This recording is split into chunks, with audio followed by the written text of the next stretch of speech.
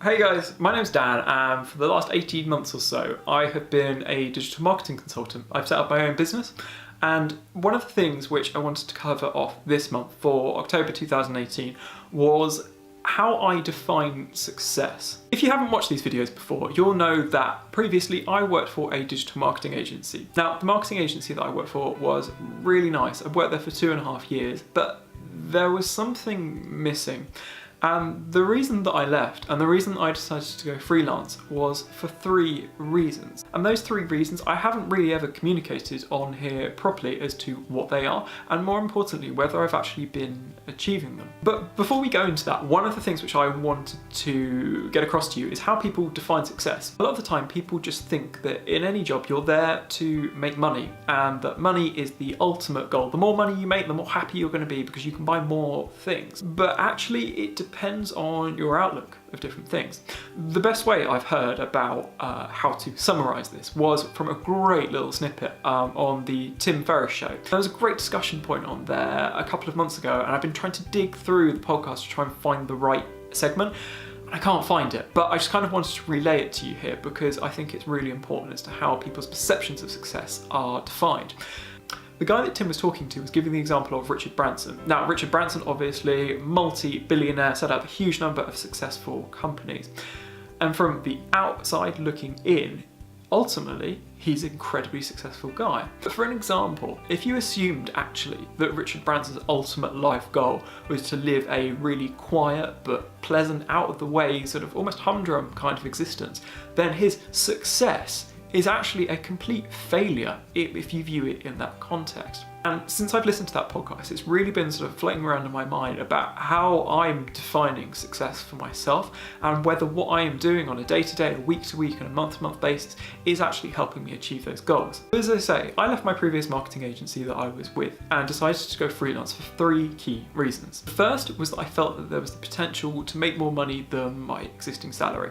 In digital marketing, there is an awful lot of business and there is an awful lot of people willing to pay good money, so it seemed as though that the numbers kind of added up to potential pay rise there. Now, the second reason why I decided to go freelance was for flexibility. And I mean that by flexibility in time and flexibility in location. Flexibility in terms of time means basically I hate working a 9 to 5 existence, more from the fact that I am not as alert at 4 p.m. as I am at 9 a.m. and being able to adjust my working hours around what I need to do in the day or what kind of mood I'm in works fantastically well.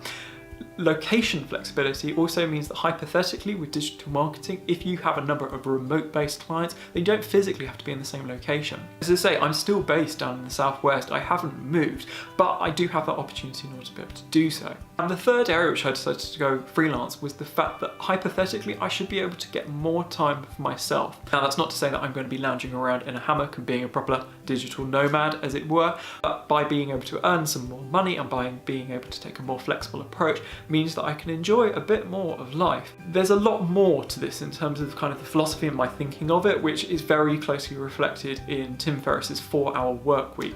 I don't want to get to the age of 65 or 70 and then go, great, I'm retired, I'm going to do all the things I've ever wanted to do, but I have bad health, I might not have enough money, and so on, and therefore your life is nearing its end.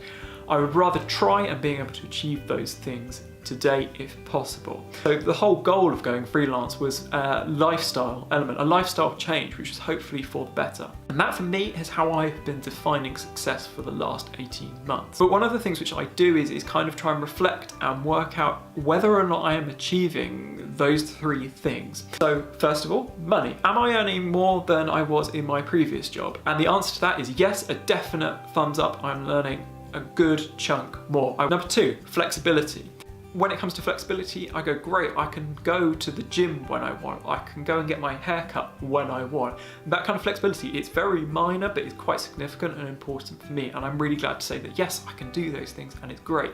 Secondly, location flexibility. I'm still in the same location that I was in previously, and it's one of the things to potentially actually put a plan in for 2019 about actually going to somewhere different.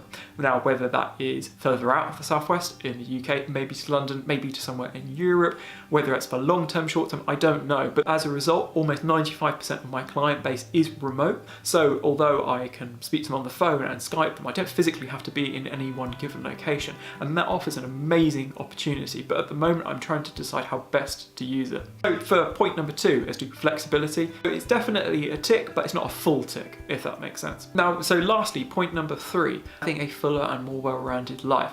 And I'll be completely honest with you, that one I'm failing at, and I'm failing at miserably. One of the things which I completely failed to appreciate, although I did consider, but just didn't realise, was the sheer amount of hours that needs to go into actually running a business. There's a huge number of activities which you need to be able to do around a working day. So that might be new sales, it might be accounts, it might be the fact that your laptop mucks up and suddenly you've lost an hour.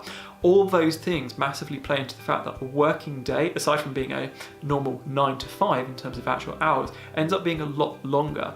That is something I feel comfortable with at the moment, but how I define success is by the amount of free time I have to be able to pursue other things, then I'm failing. And at the moment, that is something I am working on. I'm working on with my business mentor, which I mentioned a good few vlogs ago about how that relationship has been going. And it's something that I'm both conscious of, and it's something which I'm trying to work towards to essentially maintain a better work-life balance. Although everything from outward appearances is going very well, and it is going very well. The way I'm defining success by being able to have time to be able to pursue hobbies or travel, at the moment it feels very limited and constrained. But the reason I'm saying this is that if you are thinking about going self-employed, I think it's really important to make sure that you are going into self-employment for the right reasons. You can also try to be aware of the realities of the situation. In a roundabout way, I hope that helps give a bit of explanation as to how not everyone defines success just in terms of money. And even if you're not considering going self-employed and you're just here because you're somehow interested in digital marketing, you can hopefully apply a similar model, or at least a way of thinking in terms of how you'd approach your current job and whether it is satisfying you in terms of where you want to be in life. So I'll leave it there, but I hope that helps. It'd be really interesting to hear your opinions on how you define success in your life, whether that's being able to spend more time with your family, whether it is because you want to earn more money in being able to do something. So if you have any comments or suggestions or questions, then feel free to stick them in the box below.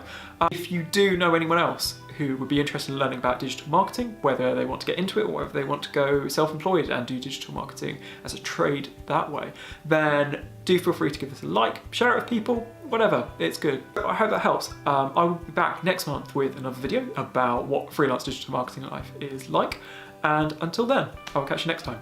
Thanks very much for watching.